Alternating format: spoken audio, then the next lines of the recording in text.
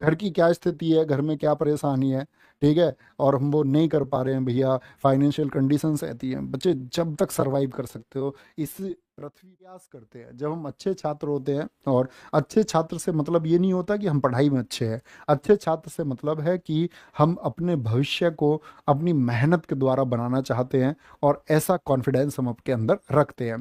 तो तब जब हम प्रयास करके आगे बढ़ रहे होते हैं तो उसके लिए बच्चे छोटी छोटी ये टास्क बहुत इंपॉर्टेंट होती हैं। आज थोड़ा फील आया होगा कि सच में जो पढ़ा है उसकी वजह से किसी ने इनिशियल स्टेज में भी शुरुआत की होती। और बाकी मैं तुमसे हमेशा ये कहता हूँ कि हौसला बनाए रखो, लगातार पढ़ते रहो बच्चे।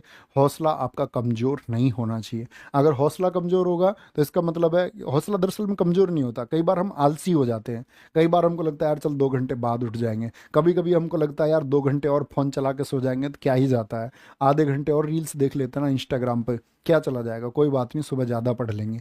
ये बच्चे आपका मन आपको भटका रहा है, इसी पे सेंटर रखना है। जब मन आपको बहकाए आप मन में एक चांटा लगाएंगे, मतलब उसको समझाएंगे, आप कहेंगे नहीं ये मेरा प्रीशियस टाइम है, ये चीज़ें मैं बाद में करूँगा।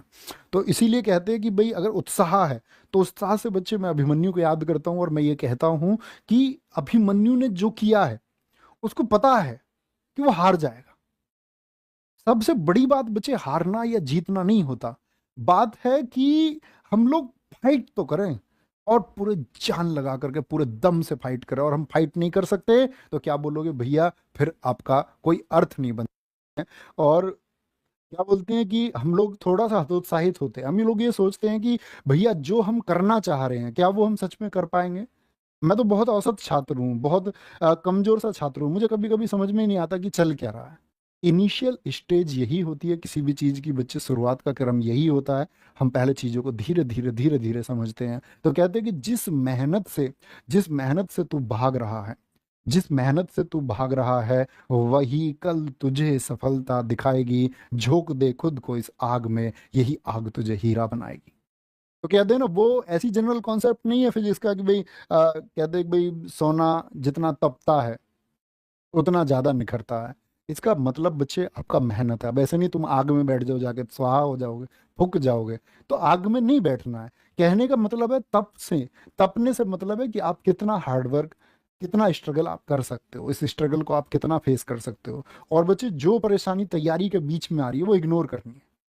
घर की क्या स्थिति है, घर में क्या परेशानी है, ठीक है, और हम वो नहीं कर पा रहे हैं भैया, फाइनेंशियल कंडीशंस ऐसी हैं। बच्चे जब तक सरवाइव कर सकते हो इस पृथ्वी पर, लोगों का फुटपाथ पर भी जन्म हुआ है, और बहुत सारे लोगों ने अपनी कहानी बदली है।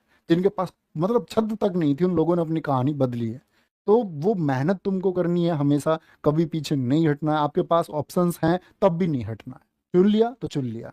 मैं आपसे हमेशा कहता हूँ, लता मंगेशकर जी अगर रोज ये सोचती कि मैं आज फुटबॉलर बनूं, मैं हॉकी की प्लेयर बनूं, तो वो इतनी बड़ी गायक नहीं बन पाती। वो इतनी बड़ी गायक इसलिए बनी क्योंकि उनको गायक ही बनना था।